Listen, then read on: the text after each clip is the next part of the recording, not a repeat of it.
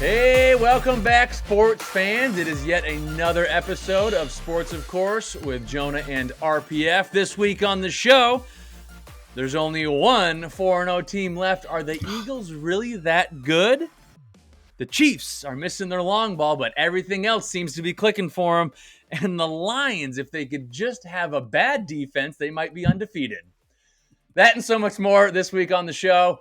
You can listen to us wherever you listen to your podcasts are on all major platforms, Apple, Spotify, Podbean, all the good ones. Go search Sports, of Course, with Jonah and RPF. We are on social media with Instagram and Twitter. Again, that's Sports, of Course, with Jonah and RPF. Just go over there and search. We're the only ones. And, of course, we have our own dedicated YouTube channel, Sports, of Course, with Jonah and RPF. RPF, my friend, great to see you as always. How you doing this week? I'm good. First of all, on Sunday I didn't have that pressure of watching the Dolphins, right? So that was good. And then just right. the only big obstacle this week was trying to avoid pumpkin spice everything. That was trying to weaving and wobbing. And, it's October. Yep. Oh my God, it's like enough already. In this part of the country, it's a little bit like pumpkin-rific already. Right, it's like okay, enough. But then that only segues into the horror that is the holidays. So I think this is actually so pumpkin spice might be like a precursor to the right. Careful what you wish for. Yeah. Exactly. Yeah. It's you know what? It's funny. It's always really like relieving when your team's not playing on Sunday because you're like. It feels like I can watch. I mean, actually, honestly, without that pit, especially for Dolphin fans, that horrible pit. Even when we're up by 2 touchdowns, we're going to lose. That type of feeling. And further, it's also. October is like the perfect time, like where baseball gets going, really in earnest, playoffs. Yeah. So that's exciting. The basketball is making noise about starting in NHL, starting like the, rumblings about opening their camps. And then you have football in full flight. So it's kind of like really, really cool time for sports fans. College football is going, and it's everything's going. Yeah. And speaking quickly on baseball, we'll probably cover that a little bit more in depth on the next show because we'll be swinging into the playoffs at that point. The judge. No, a real quick funny story. So one of my greatest friends when I was playing, Jesse Chavez. I've talked about him on the show before. He's like I think he is the most traded player in the MLB. I think maybe ever. I don't know, but definitely currently. And this year alone, he's been with 3 teams. He started with the Cubs, and then he went to the Braves. He was with the Braves when they won the World Series. So he started with the Cubs.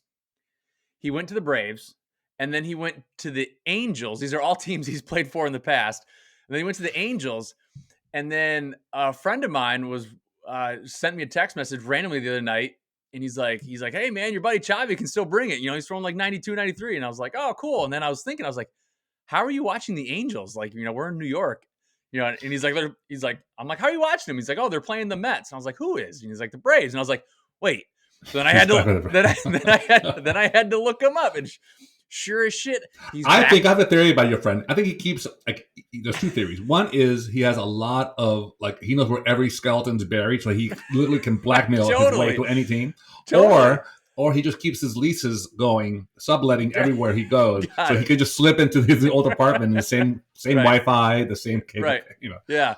That's no, it's great. So yeah, he's back with the Braves. Obviously, they just beat up on the Mets, and they're moved into first place in the East. And I'm like, poor Mets, man, the poor Mets collapsing again. Jesus, it is the poor Mets. But I'm sitting there, I'm like, Chavi, what the?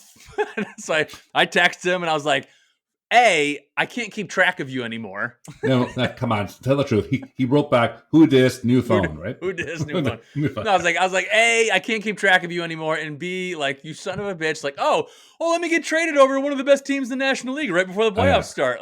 Yeah, and then he'll be like traded next season to the Yankees or something. It'll be really annoying.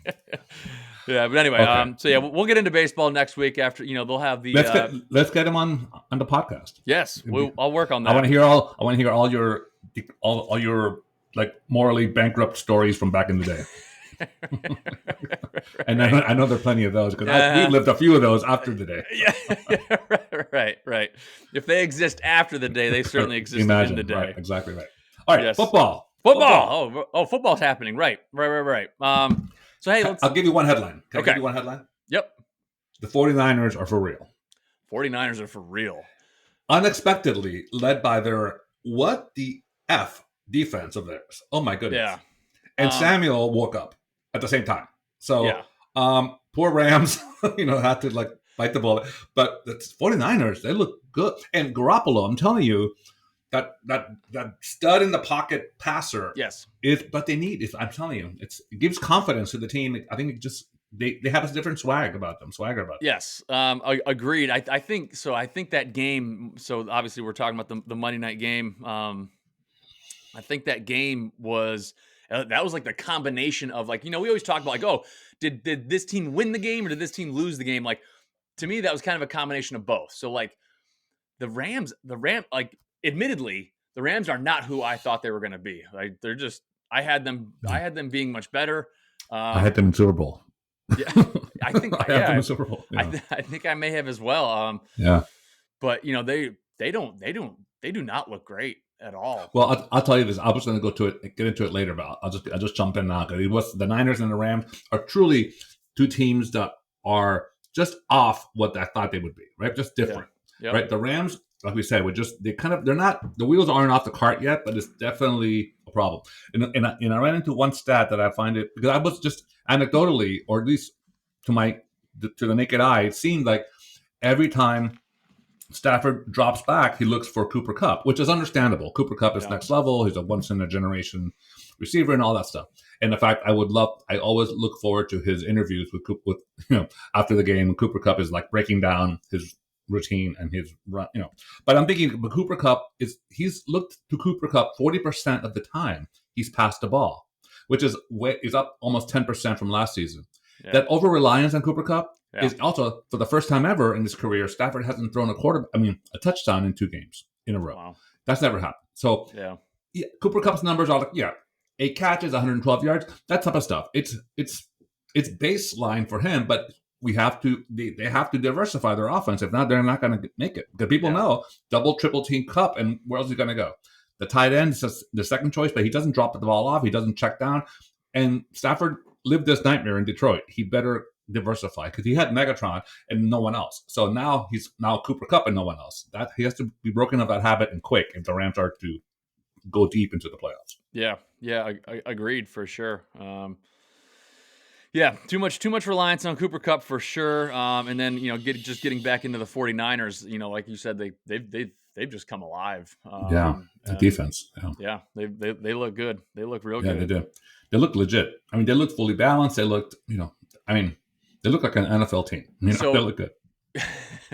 Weird. I mean, that's not a given for half the teams, AKA. So kind of along that same note, another team that when I watched them play, it was the first time this year I went, oh, dang. And that was the Chiefs, Because Mahomes adjusted. I mean, like, yeah. And so, Mahomes woke up from his fever dream and said, "Oh my God, Tyreek is really gone." So now what? They went into the Bucs stadium there and they just put it on them. And it's not even the Bucs. Again, getting back to like who won, who lost. Like the Bucs did not lose that game. Like at least Tom Brady didn't. The defense, struggled a little bit. Well, Brady, by the way, I'm sorry, it's not. I think he's okay. Yes, he's the GOAT of all time, and I don't want to hear it. Yes, no one is better than Tom Brady. He, his farts smell like strawberries. I get all that. Tom Brady cannot do anything wrong. But I will tell you this. He is believing his own press because he's not relying on anyone else. He's putting that burden on himself only. He's not spreading the ball around. He's not running the ball. I mean, Fournette needs 20 carries just to get going. So they're not patient that they're getting behind. I think Brady's putting on himself without having the weapons he had before. He doesn't have an Edelman or a Gronk anymore, or the safety valves, 3rd and 7. So he's just forcing the ball in, and he's also, sorry, but he's 72 years old. So he needs to have a balanced offense to win, I think, and he doesn't right now. At least he's not. He or whomever's calling the plays are not giving him, but the team, a fair shot, I think, in diversifying their play call. But it's all on Brady. But this, I mean, yeah, maybe, but so that's not the direction I was heading. I'm disagreeing with you. I'm saying I mean, he threw for 384 yards or something like that and 3 touchdowns. Right. Wait. And they lost by 2 touchdowns. Okay, so that No, tells you what? That tells you that they lost. They lost by 1.5 touchdowns. okay, well, 2 scores. That's what I meant. Okay. God, are we fact checking now? This is going to be a whole new direction for this podcast Well, if we're fact checking. no, I'm just saying, like, I feel like you're blaming Brady for the loss, and No, the team has to trust other players on the team. But okay, let me put it this way: you're talking about the offense of the Bucs. I don't think there's a problem with the offense of the Bucs. Okay. Oh, the defense. Yeah. Well, the defense is a whole different story. And what I'm saying. So this all started because I was talking about the Chiefs. The Bucs actually have a great defense. It's just that the Chiefs went in there and just steamrolled them. And that was the first game from the Chiefs this year that I was like, oh dear.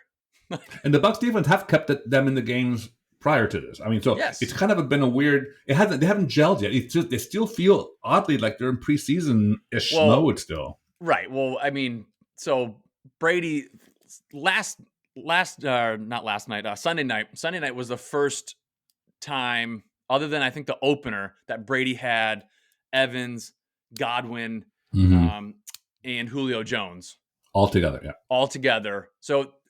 And they put up 31 points. Like, it makes a big difference. Yeah. Yeah, it makes a huge difference. I mean, you can't even talk about last week. He didn't have anyone. He literally had no weapons. Yeah. I mean, I almost ran out there out of pity. I was like, oh my God. Yeah. By the way, do you think there's a coincidence whether Page 6, the New York Post infamous gossip column, had a photo of Giselle in Miami working out with some, like, I think it was shaman person from Brazil, like basically a voodoo doctor. You think Giselle is putting a spell on the whole Tampa Bay region? First the hurricane, now that I think don't underestimate a supermodel from Brazil. I'm just saying. Right. I'm just saying. Don't underestimate. Hell have no fury like a supermodel from Brazil scored. Okay, I just say. Tom Brady, I've said it. Episode 1, 2 through 5. Please call your wife. Okay. For the sake of the NFL and all of humanity. Right. Yes. Yeah. The scorn of a supermodel from Brazil. But yeah, Chiefs looked. Chiefs, in my opinion, looked exceptional. Yes. The Chiefs, by the way, I mentioned this just now. Mahomes is actually, he's just Mahomes, man. He's just fun to watch. And also that little dunk pass that he did when he scrambled. I mean, it's just next level. Who does that? Stop it! I said, I know, right? I had to replay it. Before the replay, I stopped it to replay it. I was like, oh my God. My literal reaction was, come on. I was like, it's not even fair. That's like Roger Federer stuff in tennis. That's just beyond trickery and skill. It's just like an instinct, a winning instinct that he has. It's amazing. But I will say this. It's no longer the long ball. It's no longer like the, going down to Kelsey for 850 yards on field or check down or fake the play action and Tyreek goes. It's now like a Patriots offense from 10 years ago, 8 years ago. It's now like the 7-yard slash. It's now like the actual dunk pass, the 3rd and 6 to Kelsey. I think it's effective. It's not as flashy, but it is highly effective. And by the way, you have Holmes to kind of mix it up in case it doesn't go according to plan. So I think it's a very convincing argument that they're going to be deep in the playoffs again. So yeah, for sure. Speaking of Patriots of the past, my Patriots, man, I'm afraid. I am so afraid. Oh my God, I didn't call you this weekend. I was like, I was watching. I was like, I can't talk to you. I was like, I am so petrified that they're going to turn into this team that hangs in every single game and like I was watching it. You mean the Dolphins from last season? Yes. We were winning at halftime against the Packers, and I was like, "Oh my God!" And then, but then we never we hung in with the Ravens, and we blew it at the end. But I'm petrified that we're gonna at halftime we're gonna be either tied or winning every game, but just never win them. Well, look, you still have Belichick as the coach, so you're gonna play better than your team is. So therefore, you're gonna be close to or winning against teams that you shouldn't be beating, and ultimately the earth spins around and you come back to earth and you're basically losing the game. But I will tell you this.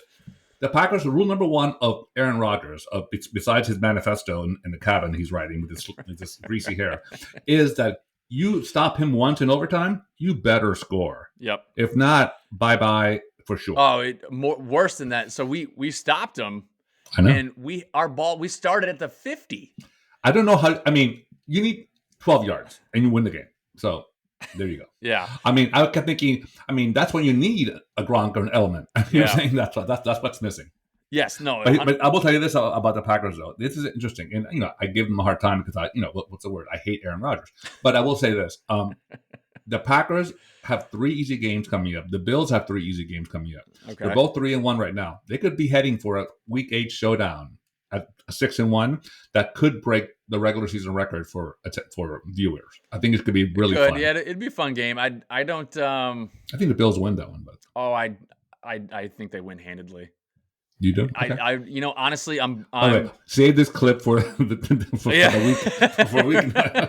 I want to make sure we preserve this for the sports Smithsonian, because I want to make sure that we.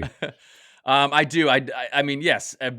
Just from from what I see, from what I watch, the Packers are not that impressive. Like they're not. They're not at all. And, like, listen. Again, this is coming from a Patriots fan. Like, speaking of which, good segue. I'm not that impressed that you beat the Patriots. Like, okay, right. I'm going to go right on your heels. You know what I'm not impressed either with? Wait for it. The Eagles. Yeah. They're 4-0. Okay. Basically, Alabama could beat all the 4 teams that the Eagles have beaten this year. And next week, they won't prove anything else. They're playing the Cardinals. So I'm not convinced until they beat a Ravens or a Bills, like, by the way, the Dolphins did, or like those teams that are just, or the Chiefs, or I'm not convinced. I think they're a good team. They're going to win the division because it's the NFC East. Although the Cowboys, don't sleep on the Cowboys in that second string quarterback, which, by the way, he's the only quarterback in Dallas history who's ever started 4-0 with his first 4 games for the Dallas Cowboys. Really? And I can't remember his name. So to tell you how upside down the world is. But I will tell you, the Eagles, I know it's an unpopular opinion. People love the Eagles because they're a hard luck team and all that stuff. I don't see, besides the quarterback performing well against teams he should, I don't see the dominance anywhere. Or like oh my God, the Eagles are on my schedule. I'm terrified. Sure. Anyway, that's just my opinion. But, it comes down to, who do you see in the NFC beating them? In the NFC, well, the Niners look good. I think the Cowboys with Dak Prescott, he wants to come back this Sunday. So I mean, if Prescott is playing at full potential, that's gonna be a fun playoff wild card round. Eagles at Cowboys, or vice versa. Yeah. Okay. I mean, I'm not necessarily disagreeing with you. I do think they are a little bit overhyped right now, but just given the nature of the way the NFC is sort of shaped out at the moment, like, it's kind of like, could I see them at the NFC Championship game? I'm like, I kind of could. I mean, it'll be a good story. I don't think. I mean, does anyone? Well, yeah, because the Bucs and the Packers are like not impressive, that impressive either. So that's going to be interesting. And the Rams are floundering until they're not. Maybe. Yeah, Rams are floundering big time. I mean, obviously, the Niners could streak and win a bunch of stuff. Obviously, in a row. Right. Obviously, we have a long way to go. And a lot can happen between now and then. But I'm just speaking thinking, of, at the moment, right now, there's nobody in the NFC that I'm like, that's true. No, look, if I'm power ranking the NFC, there's no denying the Eagles have to be on top. But it's a soft one. I'm not saying it's with a bullet and terrifying. Right. I think I will say the same thing here with the Ravens, which is a good segue here for us as well. Yep. Okay, the Ravens are consistently top 7, 8 in the power rankings everywhere, because how could they not be? They have Lamar. They have all these, incredible weapons, and they're just solid until they're not. Midway through the third quarter, they go, wait, is this football? What is this sport we're playing? Oh, where's the cricket bat? It's literally like the Three-Stone, like the Keystone Cops back there. Is that an old reference? Or like Bad News Bears. I mean, what's a younger reference? High School Musical. How's that for? Anyway, it's basically the Glee team, the Glee club playing football. It's how could they lose? They won 102. Did you see the stat? The Ravens have won 100 wins and 2 losses in 20 years of existence when they're leading by 17 points at halftime. They're 1-2 this season against the Bills and Dolphins. Massive collapses within 3 weeks of each other.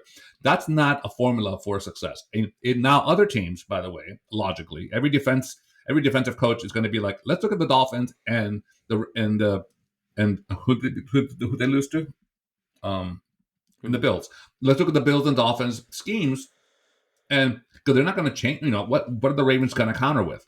Oh, let's cover the man. So anyway, I'm just saying that it doesn't bode well for long-term success if already a quarter into the season you've collapsed massively 2 17-point leads. Yeah. In the third quarter. I mean, yeah.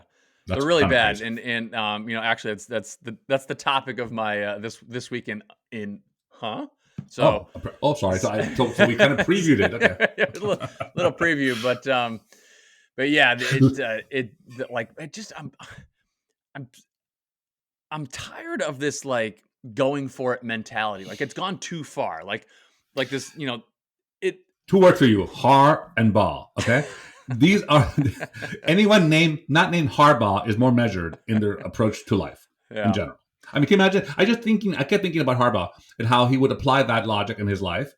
Like, do I have time? Can I squeeze into that parking space? I think I can. Massive grinding car crash. Or, can I beat the train to pass the train tracks? Or do I, I mean, this guy just. Yeah, 11% success rate. He views it as a good gamble. So, there's a law of physics and math. They do not apply or enter his brain. So it's fun if it works once in a while, but it's heartbreaking and maddening. In fairness, I can't pick on just him. It's like it's this, the analytics of the NFL. No, I blame his parents. I blame his summer camp counselor. I blame people who gave him I gave him the second grade teacher who gave him a blue ribbon just for showing up. I blame a bunch of people. But this, no, I just like across the NFL, it's like no one punts anymore, which is I'm saying. I don't disagree with it, but it's gone too far. Like it's like fourth down no longer is even like a concern. It's like, 4th and 5, let's go for it. well, you have to give us credit because the Dolphins credit because at least we made our punt fun. The butt punt is still a vernacular that had never existed before in the history of football. So now the butt punt is now part of our. It's going to be probably added to Webster's dictionary this next year. Because I'm using enough alone in my social media to make sure it enters the lexicon of our popular culture zeitgeist. Can we talk about my favorite team to hate? I've called this from day one. The Steelers. Oh, yeah. The Steelers, I don't hate them historically, but this year I just knew, which they completely announced that Mitch Trubisky is their starting quarterback. I'm like, Trubisky, who was like run out of town from Chicago, only to be replaced by a worse quarterback in Justin Fields.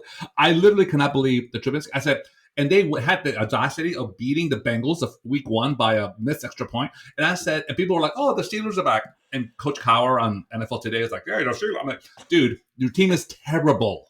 And here it is. They're terrible. Yeah. Mitch Trubisky is terrible. Yeah. They're to me, they're the worst team in the NFL.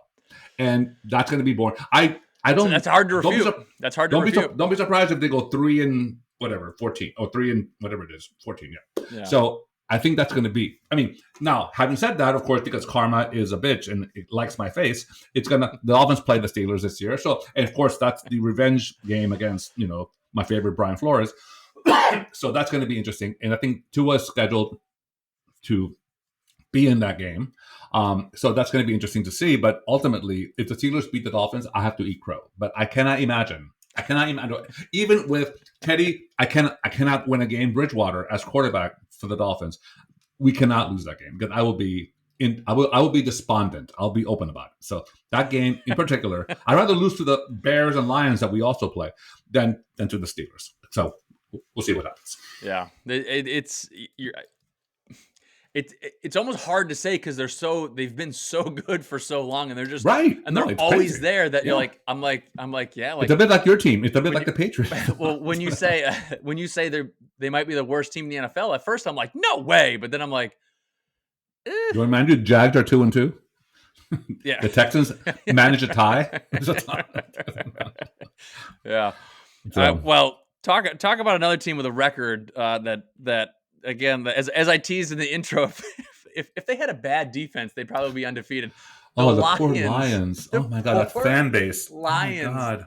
I mean, they lost 38-35 or something, right? Oh my God, I cannot. The fun offense to watch. The defense is like, Did you just pass me? It was just like no one's tackling. No one. I mean, oh my god! Wait, what was that meme? Was it who was the one? Did you see that game that the guy was running through the end zone and some some like defensive lineman dove for his ankles like he was like 10 yards away? Yes. What was that? I saw that was almost on my This Week in Huh.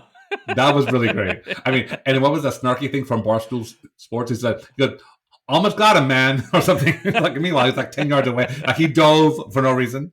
Like he dove. Yeah. Anyway, I forgot which game it was, but it was a very funny thing. But the Lions, man, oh my god! And I have a soft spot for the Lions. We watch them every year in Thanksgiving. They're kind of like a quasi poor man's America's team. And they've had moments. They had Barry Sanders, they had Megatron, they had Stafford before, and they get close but no cigar. But this is ridiculous. And then they have a coach, and Dan Campbell, former Dolphin coach, which I have a soft spot for, and he's a good guy, and he's like very popular with the team. But man, do we need a defensive coach there or defensive scheme? They cannot. They've lost like you said. If they were just bad, they would be they'd be like the new Eagles. Like the Eagles and Lions are undefeated. Who knew? I'm looking at their scores right now. They've scored 38, 36, 28, and 45 points. Yes, and they're like 1-3. They're 1-3. Yeah, I mean, those are Mahomes' dream numbers there. But they lost by 3. They lost by 4. They lost by 3. It's like, and every game they were winning till the fourth quarter. So, anyway, it's just heartbreaking. It is. Poor Lion fans. Oh my goodness! It really is. I don't really take pity because Dolphins fans are pretty hard luck too. But it really is. But fear not, they play the Patriots next week. Oh. They can only score 21 and still win that one. So this will be the one game that I'm going into this year that I'm like, I have no idea. I can't call this one. Like this is. I feel like the Lions. I wonder what the odds makers are doing. I would feel like the Lions. I would give the Pats plus. Pats favored by 2. Is it in New England? I think so. Yeah, I just had it pulled up. If it's home, I'll give the Patriots a 2-point. It's in New England. Yeah. What's the spread? Do you know? New England -3. Oh, see. I said -2. Okay, so yeah, I think that's pretty close. I mean, that's pretty. I think the Lions could blow them out, or it could be like a tight game again, or All right, and my last point, of the NFL, and we'll move on with our lives, is the Dolphins. Will we move on with our lives?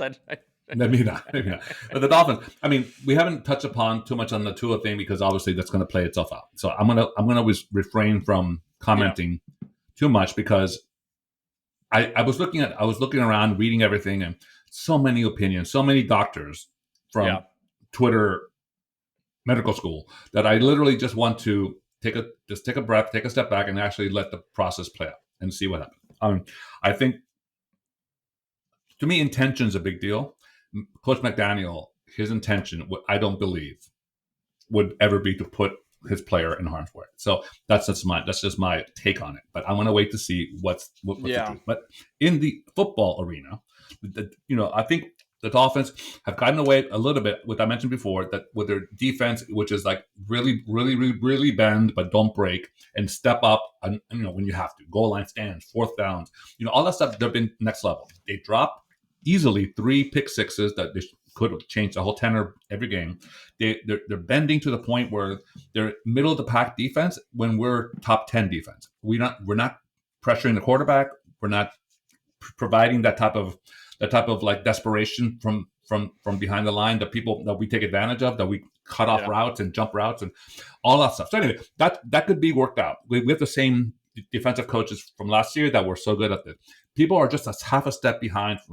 They're not. We're almost getting there. We're not quite there. But if that steps up and Bridgewater can do what a veteran quarterback does, just manage the game, right? Balance offense, play action. You have Tyreek still to kind of distract or catch. We still have that offense. We have those weapons, and he can get the ball there. As you saw last week, he did a 65-yard bomb to Tyreek. So I think there's a way of, because we're going through this soft, really kind of gelatinous part of the schedule for the Dolphins. We have like Bears and Lions and Jets and Texans and Jaguars and all these like teams that we cannot on paper lose to any of them. So if we can get through this schedule by the time Tua gets back, then we can manage that. So I think that's the thing. Manage the game. And Teddy cannot lose the game with turnovers and bonehead things. And I I think that's going to be the coaching part of McDaniel. Make sure that Teddy doesn't. If Teddy does screw up, we have this great third string quarterback, which lit up the preseason, which I know means nothing to some people, but he was the number one quarterback in the preseason in every rating and everything else, and and the fans love him. And I forget his name now, but he's a pocket passer with one of these classic Garofalo type passers, which Dolphins tend to like since Dan the Man ruled the day. Anyway, so that's essentially the last point I'm making about the Dolphins. I was looking at this on YouTube. There was a whole thing that they showed Tua's top 10 plays, and I saw them. Then they said hit here to see him as a right-handed quarterback, because watching him as a lefty, you have this kind of hook thing going on, and the people are criticizing his release and all this stuff. You flip it around, like you flip the camera around, and he's a right-handed. Yeah, it's like Mahomes. I swear to you, it's like the beautiful pocket pass. It's amazing how perspective it is. It's all the same play, obviously, just flipped. I wonder if people would have the same view of him if he was a right-handed quarterback. I'm just saying. All right, so that is my NFL stuff. Do you have anything else? I have a question for you as a Dolphins fan. Is there any level of concern that Tua will never be the same again? No. As a person or the quarterback? So no, I'm saying like even though so look, it's scary. Concussions build upon themselves. So the more you get them, the easier they are to get. I understand. And so I guess where I'm going with this is the other night I was talking with a friend of mine, and he had posed the question. I don't think he meant to, but he basically posed the question: do you think it's career ending? And I was like, no, it's not career ending. And then like, the more I started to think about it, it was like, could it potentially be like, career waning? Well, yeah. I think of the Colts quarterback that retired in Andrew Luck. Sure. Yeah. And I think about him a lot, and Andrew Luck. And I'm thinking, how could a guy who's 28 years old at the height of everything, and he chose life, and it's hard to dispute that. I think it's a hard question to ask. I think once I saw those fingers extended and that type of neurological instant damage that he had, it's hard to deny.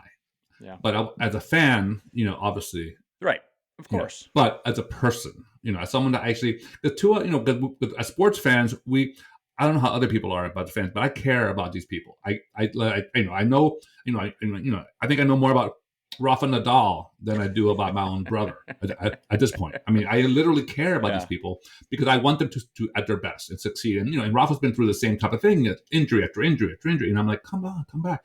And I'm thinking at some point he's gonna say I can't, and I think Tua, his competitive spirit is undeniable. He's going to be fighting to be in tomorrow.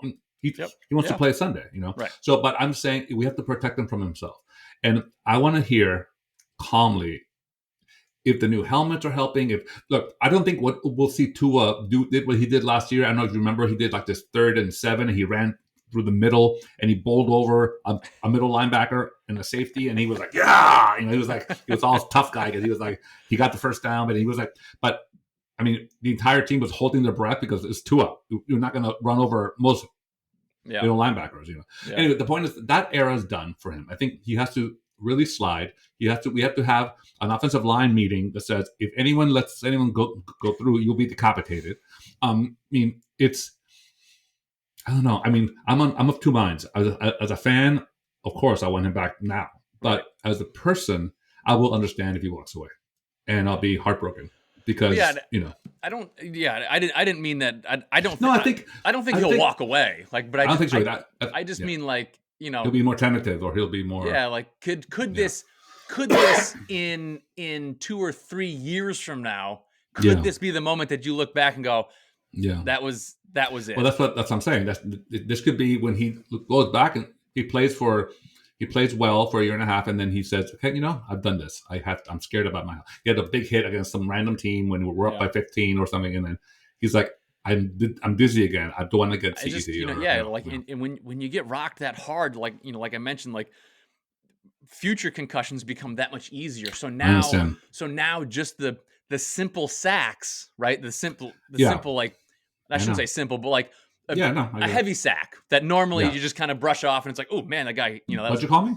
That was- What you call me? What you call me? But, you know, but here's what I'll say. The last thing I'll say about it, and I'm not going to be all RPF about it. I'm just going to say it's not an excuse. It's just an observation. It's the constant hypocrisy or the double standards that the league has.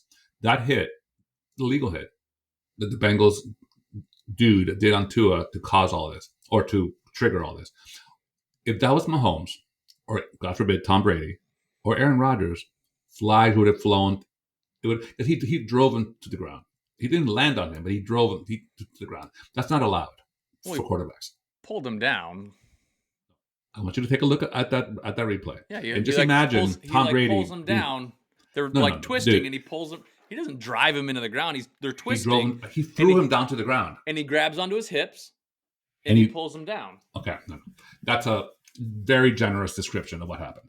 But okay, I gave you a generous description of what happened the week prior with his back issue, which wasn't a back issue, which he believes it to be so, and that was cleared that way. So I mean, the Dolphins. The thing about this, here's the thing: the NFLPA and the NFL are blaming the Dolphins. The Dolphins follow protocol. If the protocol is wrong, then that's not their fault. You know, agreed. That's the issue. Agreed. That's the issue. So don't look at McDaniel or the Dolphins organization as some nefarious team who did something wrong when in fact their protocol is wrong. Agreed. So, but every single person in America watched him get up and stumble and go, "That man's got a concussion." Well, I think he did. I think he had a slight concussion, but he cleared the protocol. So, I mean, and by the way, just last point on this, to play the way he did the second half, which was lights out, no pun intended, he literally played tremendously well to win the game against the Bills. Then he come out, he was Monday, Tuesday, Wednesday, in practice, doing great, talking perfectly well. He was like quipping. He was like, there was no sense or no indication of anything neurological happening. It wasn't like he was like all of a sudden protected from the media. He was out there the whole time, and he was. So my point is that I'm not saying that was wrong. I'm just saying that the Dolphins didn't. I can't believe knowingly did anything wrong. I mean, that's all. Remember, an outside consultant is the one who clears him. It's not the team doctor, you know. So I find it all very, you know, people are quick to point fingers, but what else would you have done? Like you would what? And by the way, how about the criticism from the fan base or from anybody? If Tua clears protocol and it becomes public in 2 seconds, and we still hold him back, if McDaniel says no, you're not ready because I know more than the doctors, and then we lose that game to the Bills, then what happens? So I mean, they're in a tough spot here. If the NFL's protocol is wrong, then you better fix it today because that's not the Dolphins' problem. That's just my own point of view. Yeah, I didn't. I wasn't going to go all RPF on you, Jonah, and now you rile me up. You know, I'm not becoming the normal Ray of. I don't know why you're going RPF on me. Like I didn't say. Not you. I'm not putting blame on the NFL at large. I mean, this type of constant double standards. You know, I'm still not over Colin Kaepernick not having a career. So don't get me started on the NFL's hypocrisy. Which, by the way, they later embraced his own policies as the standard for the NFL. Why? Which is hang on. How did Colin Kaepernick? And furthermore, the election was not stolen. the election. And then the world has climate change. And anyway, I can go on, but I won't. Okay. Yeah. Football. Let's go back, revisit the right? Aren't we there yet? I'm dying for the this weekend. Yeah. All right, I'll jump in first because, like I said, mine card already got teased a little bit, which is fine. I'm okay with that. My feelings aren't hurt. Oh, I'm sorry about that. It's okay. So my this weekend is the Ravens. And in specifically going for it at 4th and goal on the 2 with I think like 4 minutes ish left. Tie game. You have an opportunity on a plate to take the lead with very little time left. And I understand, you're going against Josh Allen and 3 points is not like super secure. And the Ravens defense is in the fourth quarter is non-existent apparently. But I mean, so a couple things. Take the lead. So take the lead, man. Like, show your defense, Harbaugh. Show your defense a little bit of respect. Can you imagine one turnover, you win the game? It's like one turnover, and not to mention, so let's say the Bills get it back and they drive down and they get a field goal and then you're going to overtime. Like, big deal, okay? You got at home, right? But so there's the decision to go for it, and then I gotta say, Lamar Jackson, what are you doing, man? okay, so you're going to go for it, and that play starts to break down. What's the one thing you cannot do? Like, the one thing you cannot do is throw an interception in the end zone for a touchback and bring it out to the 20. They would have at least been backed up to the, their own 2-yard line. And, then it's a different story. And it could have been a butt punt. And then to go even further, so the Bills drive down and they get that run up the middle, and I know this is really hard for defenses to do, but you're supposed to let them score. Mm-hmm. And the guy can't stop him on the half-yard line. Let's waste 2 more minutes. Can't let him score. So it's just all these blunders. And I will tell you this, just to your point, that's one of my topics I had in my mind to talk about at some point. The biggest shift in priorities for football players and coaches, they have to teach time management. By the way, they need time management skills themselves. They literally don't understand time is the only commodity that matters in football. This isn't baseball, which, until now with the clock coming for the pitchers, thank God. Right. But imagine you would have been driven out of baseball much sooner. I work quick. I work quick, Richard. You were quick. You got the hook quick. You got a quick hook. That's good. Okay. All right. The point is that in football, nothing mattered. I mean, to me, clock management in the third quarter with 8 minutes left is just as important as the fourth quarter with 2 minutes left. Get your ass to the line, you tubs. Get up there. It just makes me crazy when we lose 30 seconds. What? Mentally masturbating each other when you should be like, those 30 seconds could mean the difference between a win and a loss. To me, clock management is the number one skill required. Everyone needs to go to a TED Talk about managing the clock in football because no one does it well. Belichick historically has done it well until he didn't this year. I forgot what game it was, but he did something completely a couple boneheaded moves. But the point is that it's chronic. I think that especially with the new coaches and the younger coaches that think, 4th and 12 from the 30. Great, let's do it. Whatever. Or it's like people should take a course in mathematics and a course in clock management. But by the way, numbers matter. That's the headline. Yeah, that's a whole different podcast. But yes, I just wanted to say it. Sorry. Yeah. Okay. So I like your how. Yeah. The Ravens, and then again, like you mentioned earlier, I mean, it's the second time this year they've blown a 17-point lead. You brought up that they had, I think you said 102 wins. Yeah, with a 7-point lead. 102 was the record. And so the stat that I saw was they were on a streak of 61 consecutive wins. Yeah, when leading by 17, and it's just the Bills. Yeah, and then it leaves me going. When did the Patriots play the Ravens? Do you know? We already did. I'm sorry, Patriots. I'm thinking the Bills and Ravens at this coming in. Okay. Okay. Cool. All right. In my wait, let's do it again. To me, it's a battle of running back studs this past week, right? Mm-hmm. I was looking at this game, probably the only one in the country besides those two markets, but I was looking at it as Derrick Henry versus Jonathan Taylor, right? Derrick Henry is the 5-year going, stud of elite of running backs, and Jonathan Taylor, who blew everyone's mind open last year, including yours, because you're like the big Jonathan Taylor fan. So, I was for basically. Well, I'm saying, here's the thing, but Derrick Henry has had, this year, as we talked about last episode, it's been a very quiet off year for running backs. It's like they're almost irrelevant, which is crazy in a whole NFL, which is all about pound, run. The Bears, the Steelers. You mentioned Tom Brady too much reliance on his receivers. I think Fournette had -3 yards. That's insanity to me. And I was praying. Remember last season podcast, I was praying that Fournette would come to Miami because I think he has at least 2 or 3 more years left of great check down option and just give him the ball with 3rd and 2. Anyway, the point is that the running backs are kind of taking a step back from the slot receivers and just the speed outside in the corners for the receiving end. So here we go.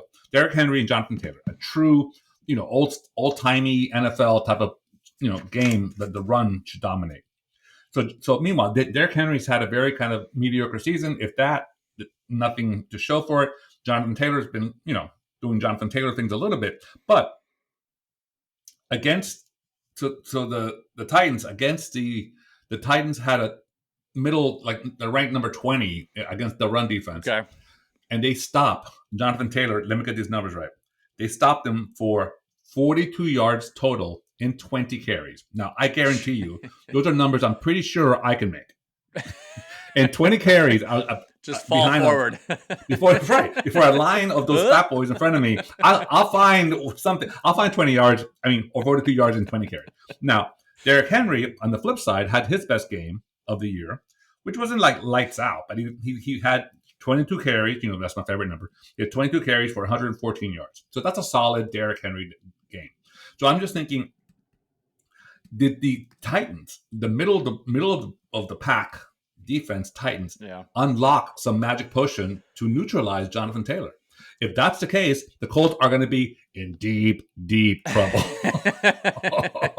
Deep trouble. Because you have the Colts like winning the wild card or something. So, I definitely had the Colts being 20 carries. Than they are. Yeah, Jonathan Taylor 20 carries for 42 really yards bad. Against the Titans. It's really bad. Anyway, that's my Well, I say it's really bad, but I had to look it up because I knew the stat was crazy. So Leonard Fournette had -3 yards on the day. Wow. The Bucs as a team rushed for 3 yards. There's probably a scramble from Brady running for his life. No, not even. It was White, Rashad White. Oh my gosh. But yeah, anyway, yes, Jonathan Taylor has been a shell of himself this year, and averaging 2 yards a carry against the Titans rush defense is a huge red flag. Totally. All right, let's get to the next stuff, because we have to. Our fans are like have to get they're doing blow drying for their hair. They're like they have to read books on tape, whatever they do. They have more to do, Richard. A true crime. They have a true crime podcast to check out. Which, by the way, this is almost a true crime podcast today. We're talking about the NFL. All right. Well, then let's move along. Let's hit us with your RPF right now for the week. Right now, I think I was watching this weekend, and my buddy who lives in Houston just told me, he goes, "Wait, your team, your alma mater just had a kick-ass game." I said, "I'm watching it." Many of you know that I graduated from Tulane University in New Orleans, which is a great school. And I had a really great time there. But one of the big tragedies of my life, as editor of the school paper for the whole time I was there, I would go to all the games, all the sports, baseball and basketball. And basketball, we're known for basketball. Yep. NIT every year, we're pretty solid there. In fact, when I was there, Hot Rod was the star player that ended up playing for a few years in the NBA. Anyway, but football, we played in the cavernous Superdome, downtown New Orleans, it's a bleak place before Katrina and after. But before, it was like this 80,000 seat stadium, and we would have 17,000 people. Yeah, that's tough. Basically, my friends. Yeah. In the middle of on the 50, between the 42 and the 42 yard lines, we would have the entire team. Right. So we would be there we would drinking since 10 in the morning because Anyway. I'll tell you because it's New Orleans. Yes, I tell you, when I was there, we were 10-31 in the 4 years I was at Tulane. 10 and culminating with a 1-10 season. The year I graduated, it was a sad spectacle. And on top of that, we had, as I mentioned before in a different podcast here, Gumby. Gumby was our mascot. Right. So Gumby was trying to be on the sidelines, trying to inspire basically my friends that are literally just drinking themselves blind because we can't believe we're sitting here, and in this interior like coliseum of horror. And then this is during the Aints, remember the Saints, the Aints. Yep. So at the same time frame, the Aints fans had the paper bag over their head. We just had Gumby, which was even sadder in some ways. So we would watch this team lose. I'm talking about homecoming against LSU, 52-10 or something. It was ridiculous. We would beat the girls lacrosse team from Appalachia State or something. It was that type of thing. Anyway, so we lost every game. So now this year, unexpectedly, and we've had a rough run off and on, but basically nothing serious. No one thinks of Tulane when they think of, and we're Division I NCAA. Yep. So finally we built 10 years ago. We built a stadium on campus at Tulane, which is gorgeous. The Duke Stadium. It's beautiful. I mean, I'm thinking, where was that when I was there? It's beautiful. I mean, just wow. It's like this gem of a college stadium on campus, which is great. So that changes. Gumby was executed in the back, which no one talks about. We don't know where he went, but he's no longer with us. You're not getting it done, my friend. and green, right? And still the mascot is the Green Wave, which is epically one of the worst names ever for any. I'd rather be like the Maggots or something. I'd rather be anything like the Sloths. Anything. But no, we're the Green Wave in a town that goes to the Mississippi River, which is notoriously brown. So I don't know what green wave they're talking about. It's like a murky wave. It should be called. Anyway, swampland would be like better. Anyway, the New Orleans Bayou, Tulane Bayou would be better. Anyway, the point is Tulane has this year we're 4-1, and we're competitive in that loss. We're heading into a season that it looks like possibly could be 7-3 or 8-2 if we're lucky. So that's a playoff. Playoff. That's a bowl invitation. Yeah. So if Tulane goes to a bowl, the city will just melt. In the city, and by the way, the whole point of it is that the New Orleans is a city that could use a win. Right? They've had a rough decade and a half or so. Everything that happens to them is just like it's. And by the way, if you've never been there, it's truly one of the most distinctive, beautiful places in the country that looks like it should be preserved. It's the nickname is the city that care for God. It's like the Crescent City. It's like this, that, of course, the French influence for the French Quarter, but beyond the cliche of that, which is basically the Times Square in New York City version of that. But outside of that, the people are they're just great, and the town is beautiful, and Tulane is like hard luck. In prettiest campus, I would argue, top 10 campuses of gorgeousness. And anyway, so the point is, Tulane's 4-1, so go Green Wave, roll Green Wave. Okay. Green Wave. Green Wave. Green Wave. My Green Wave. The Green Wave. The Green Wave. I'm the pink wave right now. But okay. Anyway, so Tulane, that's a team I wouldn't expect to mention, and here we are, 4-1, baby. All right. Okay. Well, this is working out perfect, RPF, because my lightning round has to do with shitty mascots. Are you kidding? Talk about a segue. Is anything worse than Gumby? I don't think so. So we're going to do it a little bit different this today. I thought we'd have some fun. I thought we'd go through each of the NFL divisions, and I want you to tell me the worst mascot / team name in each division. Okay. Commanders. So hang on. So let's start with the NFC East. Because so everyone can kind of get the gist of what we're doing, right? NFC East: Eagles, Cowboys, Giants, Commanders. What's the mascot? Is like Captain Crunch? What's the mascot for the Commanders? Right. Right. Captain Crunch. That would be awesome. All right. NFC North: Vikings, Packers, Bears, Lions. Nothing's worse than Packers to me. As someone who has the bad jokes from them, like if you think about desserts and that hot fudge, it's one of those kind of like it's one of those strange ones because they're such a historic team, but you're like, what were they thinking? Like, cool. Yeah, Packers. Just as a word, Google that word. Yeah. And careful what comes up. Exactly, and you may want to clear your cache history afterwards because you might be getting some pop-ups that you don't want to have your children see. All right, NFC South, we got Buccaneers, Falcons, Panthers, Saints. This is a tough one. Buccaneers to me is like glorifying people who rape and pillage. I just don't understand that. But first of all, I don't know if Tampa was famous for pirates. I don't know from Disney World, which is close by. I don't understand the Pirates of Penzance. What pirate is in Tampa? I don't understand. Because pirates more like Bahamas, more like eastern side of Florida. It's in the Atlantic Ocean, the Caribbean. So I don't know what Caribbean. I think that's it. I call foul cultural appropriation from the Caribbean. Right. So are you going Bucs? You're going Bucs on that? Bucs, okay. 100%. Okay. By the way, I've mentioned like basically the top teams from every division. That's the worst name. just shitting all over the best teams. Yeah, exactly. All right, NFC West. We've got no offense to fudge packers or whatever.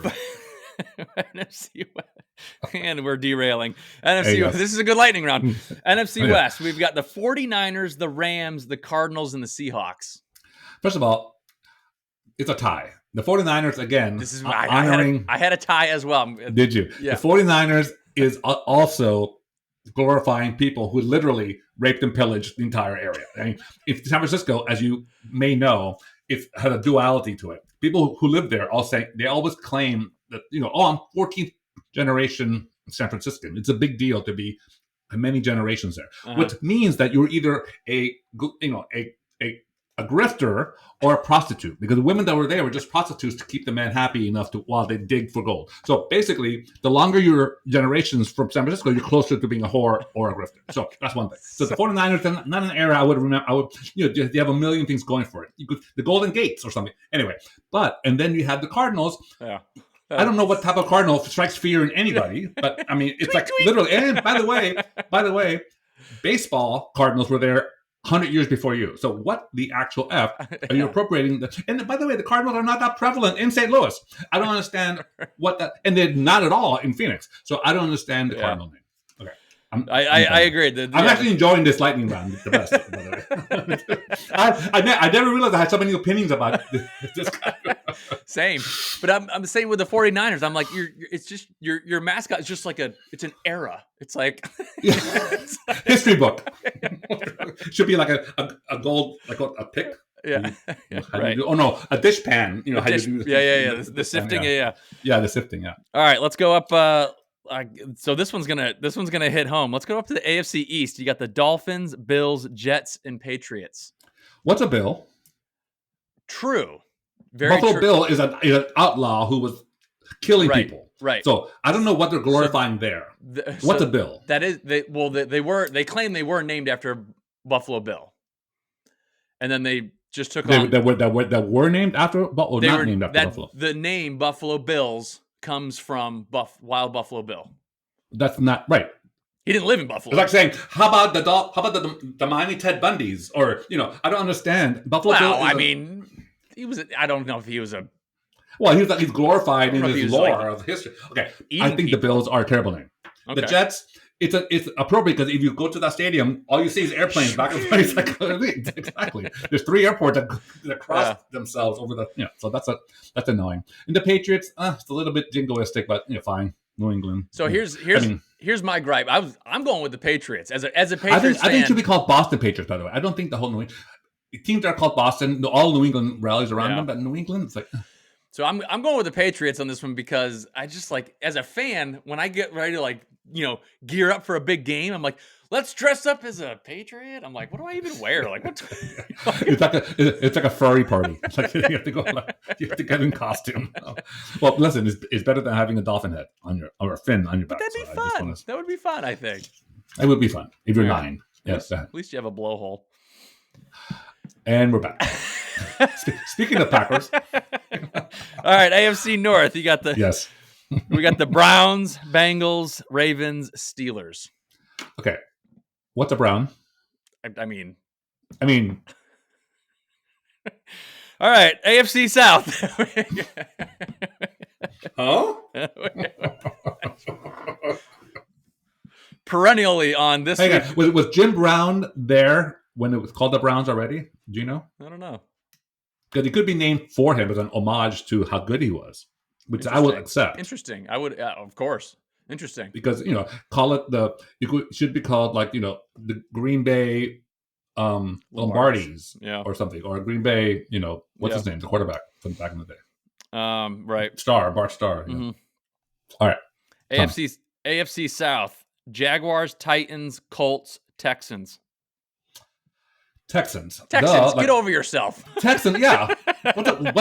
Yeah, like saying the St. Louis Missourians. Houston. Like the Oilers made more sense to me. Maybe that's who we should be. We should be the New England Puritans. The New England Independents, as you guys are. New England. All right, last one. Skiers. Yeah. Last one, then we can wrap this up because we have derailed big time. I'm exhausted. Go ahead, tell me. Is the AFC West? We got the Chiefs, Chargers, Broncos, Raiders. Yeah, Broncos and Chiefs are not. They're just Cowboys and Indians. I mean, I find them both kind of alarming. I mean, Cowboys were American. It the is. Chiefs but are like a little bit close to the bone of not PC-ness. I mean, it is. The Redskins but I would argue that it's.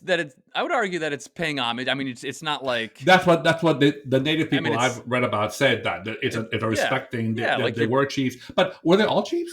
They were all chiefs. There were some people who were not chiefs, right? The but people that's what I'm that saying. were leading. Yeah, but they're paying respect to the people who ran. I'll defer to the people who could be offended, and they're not. Sure. So okay, so the Chiefs, you have the Raiders. What's a Raider? People who just conquer land. So you would have the same argument as you did with the Bucs. It's Raiders, like Raiders of the Lost Ark. Like, are there Raiders in Oakland / Las Vegas? Raiders rape and pillage, as far as I understand. Rape and pillage, right? Aren't they like the bad dude? Well, it's, to be fair, they're pretty close to what the Raiders actually are historically. So I think that's not that far off from the Ken Stabler era people. So hang on. So then we have, who else do we have? The Chargers. Are they charging their cars? Is this a thing? California is kind of like they're a lightning bolt. they're like an EV. Like they're the most 21st century. I would say they were the most climate change considerate pro-planet name of all of them are the Chargers. So I think that's good. They are the future. What's the other one? That's it. The last one? Chiefs, Chargers, Broncos, Raiders. Oh, Broncos. Yeah. I mean, yeah, I wouldn't want a Bronco near my head, so I think that's a pretty good name. And they have a cool thing that they have the horse thing when they score a touchdown, and they go. That's exactly how it goes. I do believe. I think this is the perfect way to end this podcast. And we're done. You can find us on all of your major podcast listening platforms: Apple, Spotify, Podbean. Go search Sports of Course with Jonah and RPF. Also on Instagram and Twitter, and our dedicated YouTube channel, Sports of Course with Jonah and RPF. Subscribe to YouTube, por favor. Yeah. Listen, Jonah, this has been a packed week. No pun intended. This has been a fun week, and I'm looking forward to. This is usually the Dolphins go to every year. They go to play the Jets in New York. It's called the Dolphin Takeover, and we have.